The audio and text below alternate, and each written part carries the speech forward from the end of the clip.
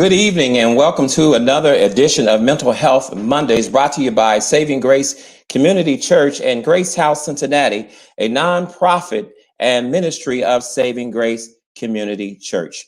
Thank you for joining us tonight as we discuss a subject that probably affects more people than you would imagine.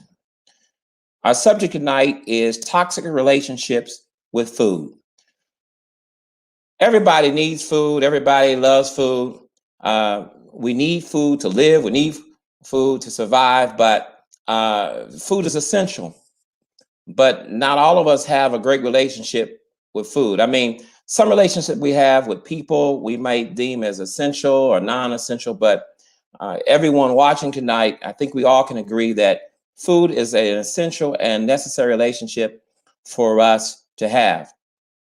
Unfortunately, in those times where our relationship for some of us becomes toxic because of our eating habits, because of over time, the needs of our body become more prevalent, and we have to be more vigilant on what we eat and what we consume.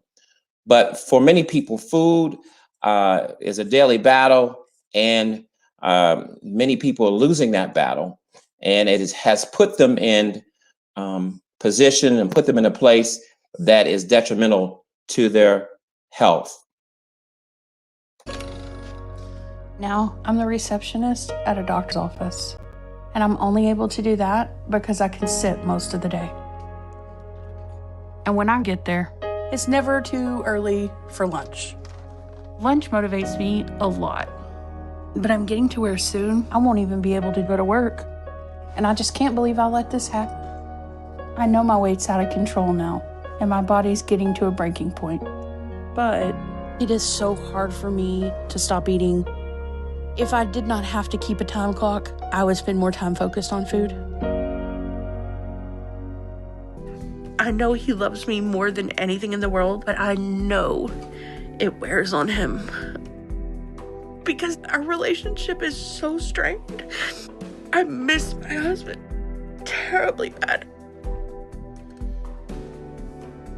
But when I get hungry, none of that matters. Food is my highest priority, and I have to have whatever I'm craving. It's like a relationship. I actually think she likes food too much. Something does need to change immediately. I'd be willing to do anything to get my wife back. I do worry about my mom because there are some days where she can barely get out of bed. It's very hard for her to breathe, and that just scares me the most, because I'm very worried about her dying like her father did.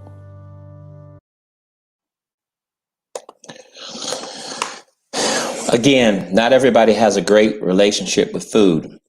And because of that bad relationship, and because a very essential and necessary relationship that we must have as humans to survive has become toxic.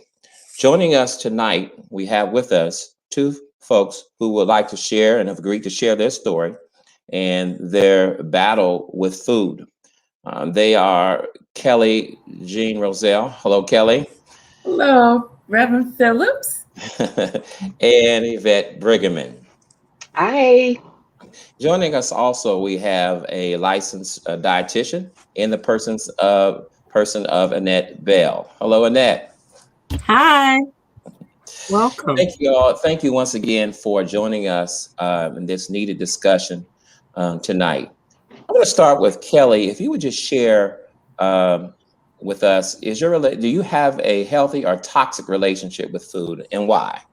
I would probably have to say toxic, because for me, it has been a struggle since childhood.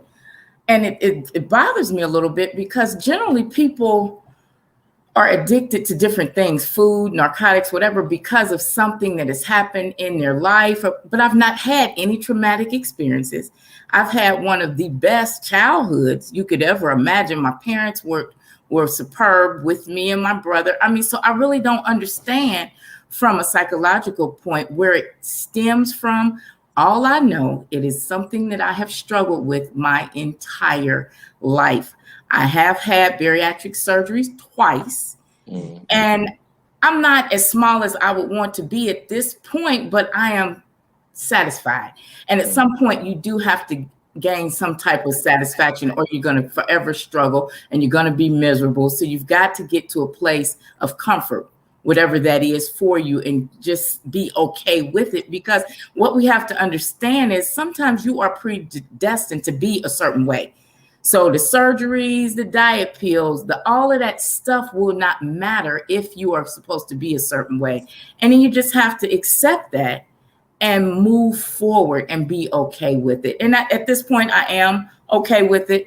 And I just recently lost my dad, and he would often not make a big deal about my weight, but his whole thing was he wanted to make sure I was healthy. He said, your weight doesn't matter. He was a science teacher. So in his mind, he always related it to the science of it all or whatever. I didn't care about no science. If I was hungry, I was going to eat. If I was thirsty, I was going to drink. And that was the thing. I could not put a cap on it. I would always overdo it no matter what. I remember as a kid, my mom used to cook cabbage and smoked sausage. I loved it. They would be done at dinner and the food would still be on the stove. I would be up sneaking, eating the sausage out of the pot and all that kind of stuff. And I mean, I remember, and just looking at that video, if you look at the lady's facial expression while she's eating, you can see how elated and how happy she was just to be eating. That is dangerous. But unless you've had a weight problem, you don't know the half. It is a feeling that you have when you are eating. And I mean, I hate to even go there, but it almost compares to orgasm, sex. It's weird. It's really, really weird. Well, you mentioned the fact that you have a weight problem. A lot of people who eat a lot, so they do have a weight problem. They don't like waiting to eat. Absolutely. Yvette, friend or foe, food, and just share with us what your relationship with food has been. It has been my enemy to some extent. Unlike Kelly, my childhood was horrible. I was abused by my mother, physically, verbally, never felt loved. So then food became my love. I found comfort in food. And before I found Jesus, I had food. And I've had surgery. I had gastric sleeve. And I thought that was going to be my, saving grace, so to speak. But I still felt like I was lacking something. And food was just always my go-to. It was my comfort. And when they say comfort food, that was truly my comfort. And even though I have a great relationship with God, and I still struggle to choosing food over anything else. Choosing potato chips over anything else. I would sneak potato chips, so that my family wouldn't know that I was eating them. I would eat, 2 bags of Grippos at a time because I was just addicted. I've tried pills. I've tried Weight Watchers. I've tried keto. I've tried exercising.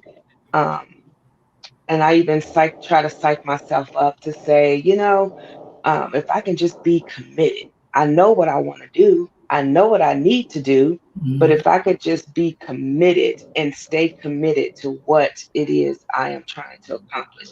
And then to not only that, but to love myself, so that's where it gets deep, because I didn't love myself because if my mama didn't love me, how can I love me? If my mama didn't love me, how can anybody else love me?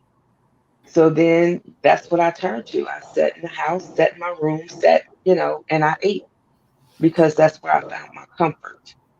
Well, Yvette, I can tell you that scientists and behavioral scientists in particular, through studies, would absolutely validate your testimony because it has been proven through various studies that if you grow up in a home where there are a lot of unpleasant emotions, one of the ways that people in those environments seek that is the validation, affirmation through eating. And so you're right on. Kelly said she had 2 procedures. How many did you have? Just one. Just I one. had the gastric sleeve, um, which I don't think it worked for me.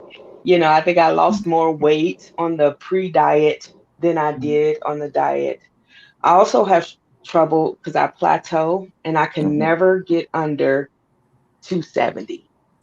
Like I'll Mm-hmm. get there, then I'll stay there, and then of course, you get discouraged because you feel like you've worked so hard, and then it gradually comes back on, and then you're back at you know up to close to 300 pounds, and it's like, no, this is not acceptable.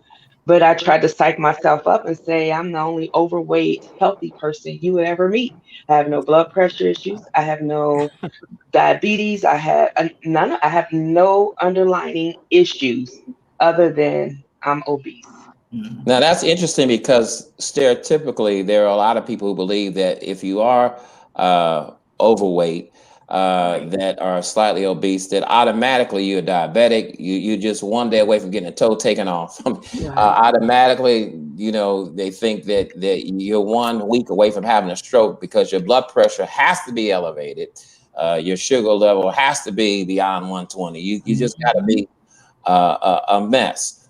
And so by saying that, you're saying to the world, I love food and I'm healthy. And I think knowing Kelly's father, I think the goal was for her to be healthy. That's why he made her such a great softball player, right, Kelly? Absolutely. And I too did not struggle with any health Mhm. issues. I was never pre-diabetic. My Mhm. blood pressure was in the proper ranges, my cholesterol. That was a running joke with my doctor. He was like, "What in the world? You were Mhm. Yeah. just overweight. Your BMI Yeah. is out of order." But everything else, he said, and that's not usually the case. You should Right. have high blood pressure. There should be some cholesterol. There should be some pre-diabetes jumping off here. I said, hey, maybe it's in my genes or something. I mean, I don't know. I Well, really don't know.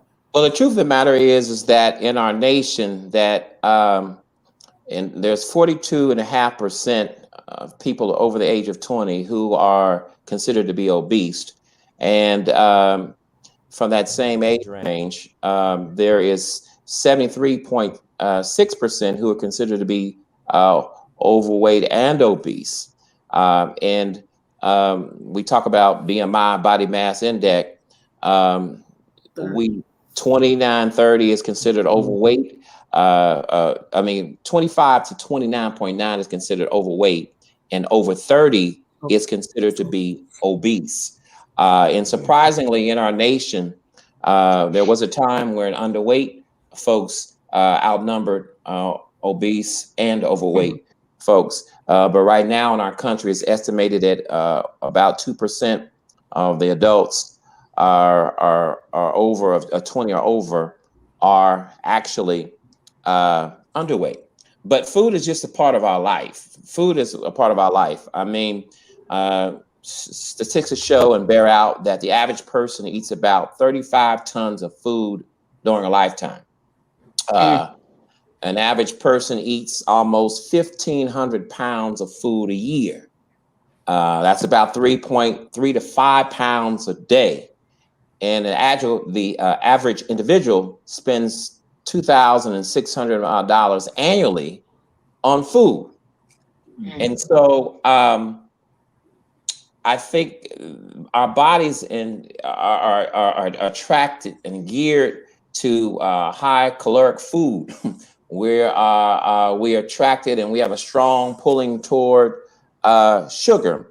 And I know that it doesn't help us, Annette, that we eat out. And Right. studies have shown that uh, that the average person eats out 2.5 times a week and spends roughly $67 a week on food that we carry out. So, Annette, share with us, what is it in food that presents such a strong craving and desire to have stuff that's not healthy for us? Why do we want the fat in food? Why do we want the bonbons and the milkshakes and the quarter pounders and the fried chicken?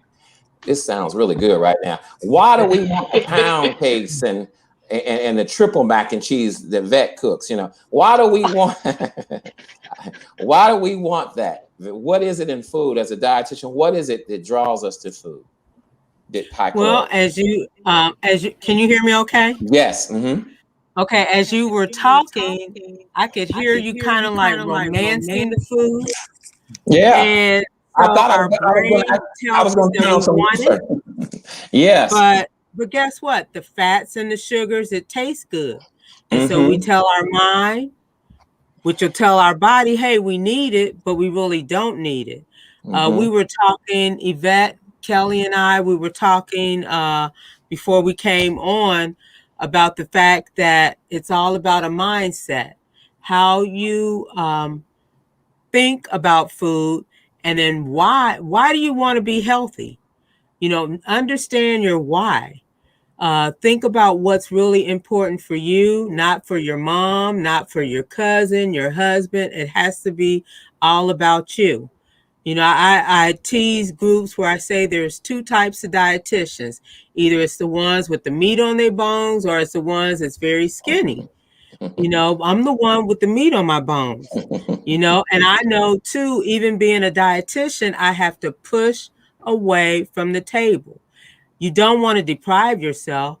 I think it was Yvette had mentioned about the potato chips. And I said, well, don't deprive yourself, because when you deprive yourself, then that makes you want it more. That's just the way the brain works. So you say, hey, I'm going to portion this out, have a bag, have a slice, and then that's it. But you have to set a goal for yourself. Because the mind will have you thinking, hey, I need it, I want it, and I can't stop.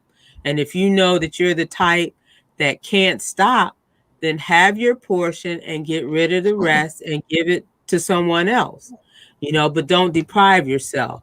It is all about a mindset. And like I said earlier, understanding why do you want to be healthy for you, understanding that why. Minimize what you eat. I always like to encourage people to follow my plate. There's no meal plan per se, but it tells you portion things out, don't overeat, set a goal for yourself. Say, hey, once I fix this plate, that's it. I started eating from a salad plate versus the dinner plates because you eat with your eyes. So hey, I just had a big plate, but don't go back to seconds. It's all about setting goals and sticking to that plan. Otherwise your brain is going to tell you, hey, I'm not full. But that's you really telling yourself you're not full. You're not full. Yeah. Well, I want to And I have a good. Go ahead, Vet. I'm sorry. And I have a good support system now. My kids and my husband encourage just me. Right now, we're doing the Biggest Loser contest. Where you had to put money in the pot to start, and then each time you gain weight, you have to put $1 in for each pound. Wherever if it's 0.2 or 0.8 or 1.8, you could put $1 in for each one. So I'm determined not to put any money in the pot.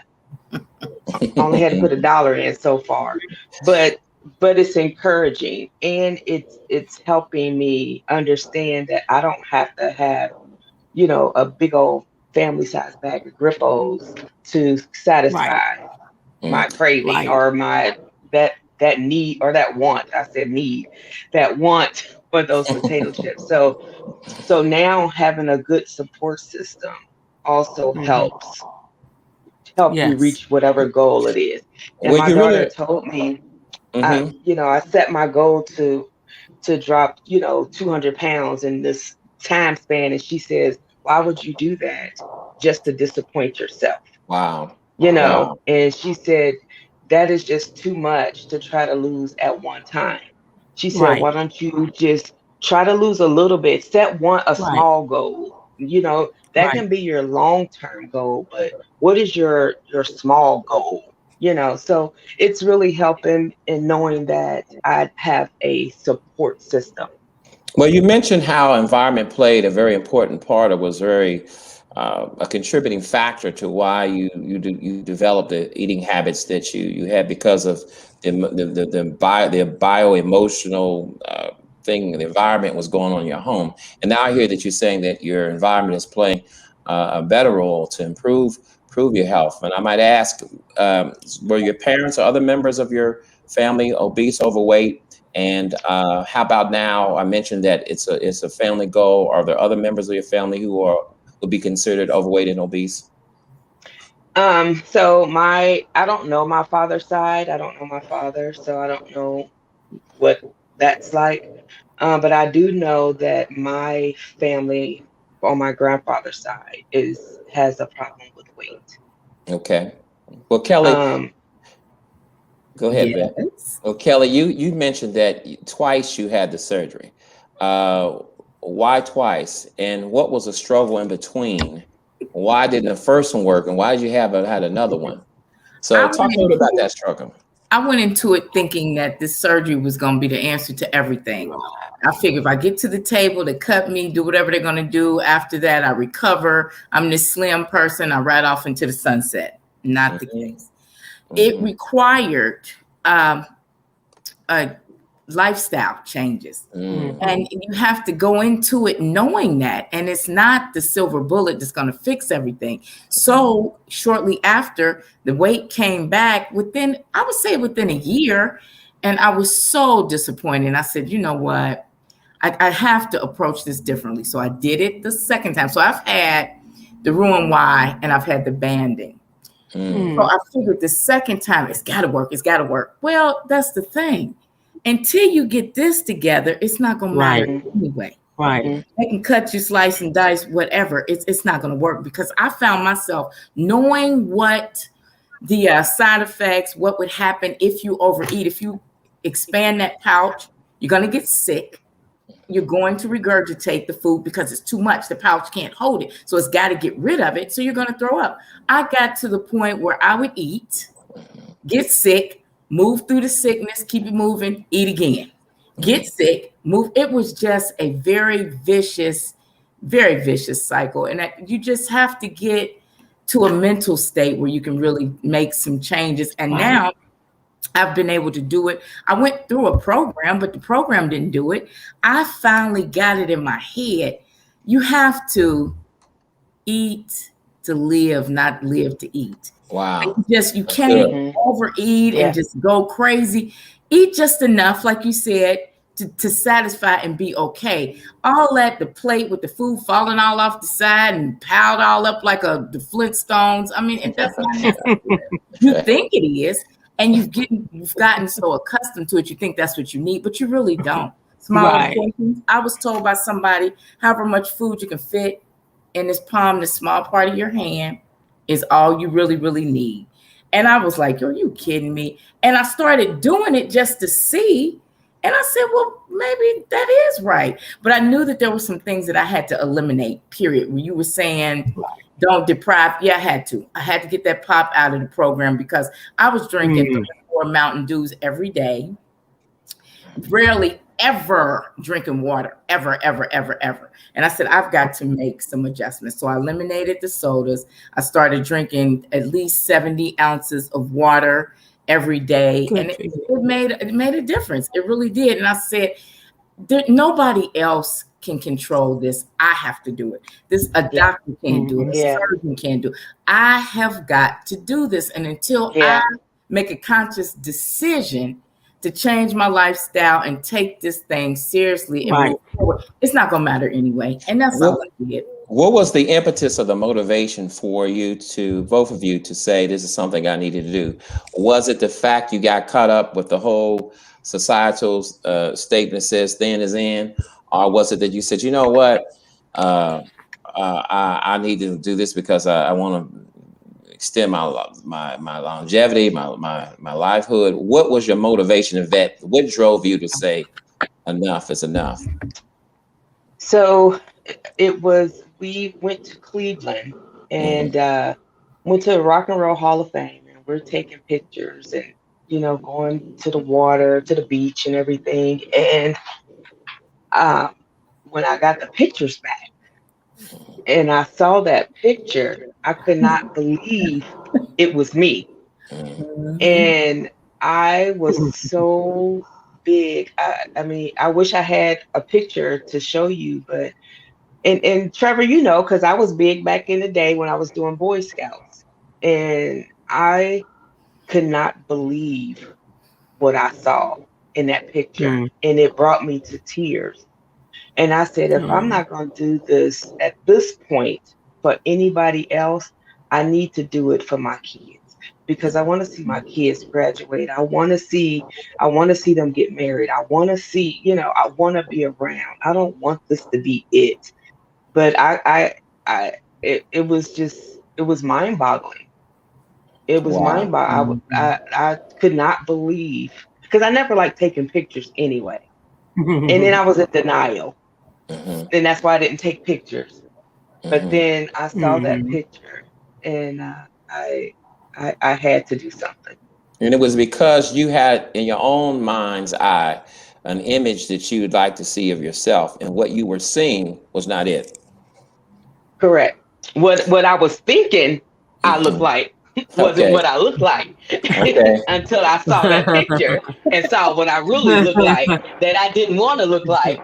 So then I had to do something about it. Kelly, what about you? What was your motivation? I know that probably with you it wasn't so much being big boned, you know, but what was it for you? What was your It motivation? was it was a similar experience because you convince yourself and think that you look a certain way, but then that leads to a Mhm. whole another can of worms. I Mhm. developed Mhm. a shopping disorder. I was shopping and buying and shopping to make myself feel better. Designer bags, all these shoes, all this stuff. Because I felt like, okay, if I'm not feeling quite right on the inside, I can take the focus off of that in my mind. I got all these expensive purses and nice shoes and all this other stuff.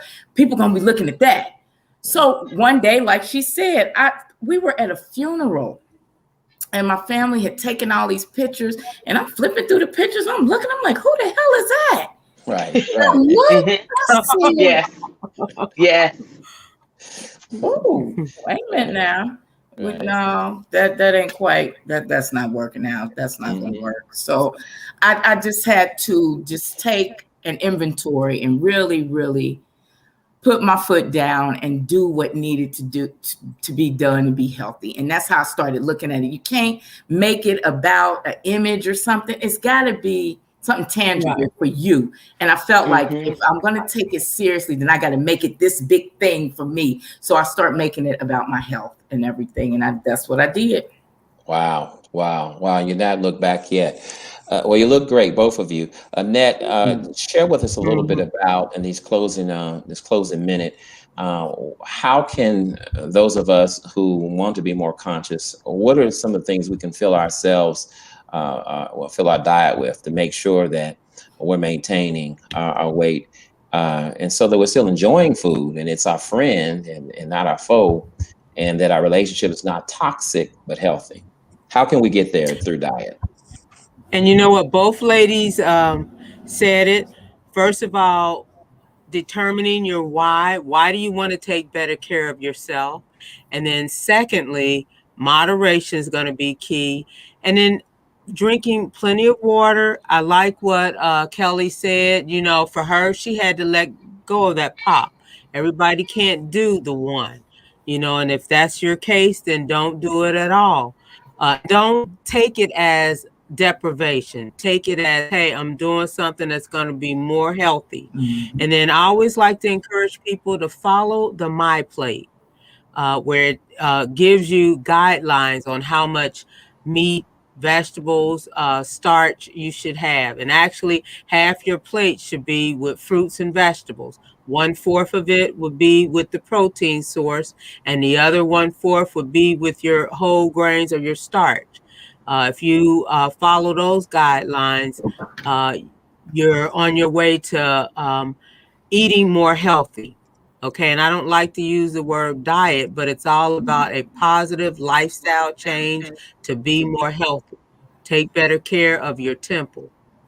Yes. Well, Yes. thank Yes. you, thank you, ladies, so much for your time tonight. It's hard to believe that our time is up, and I just want you to stick around for after the show. But this has been amazing, and I believe that people have been helped, and I just want you all to commit, if we want you to come back and be with us. And but thank you so much for your honesty, your candor, and your realness. Thank you, those of you who have joined us tonight, and we hope and pray that you've been helped tonight. And as always, we want to leave you and we want to encourage you to feel better, to become better, and to live better. Good night, everyone.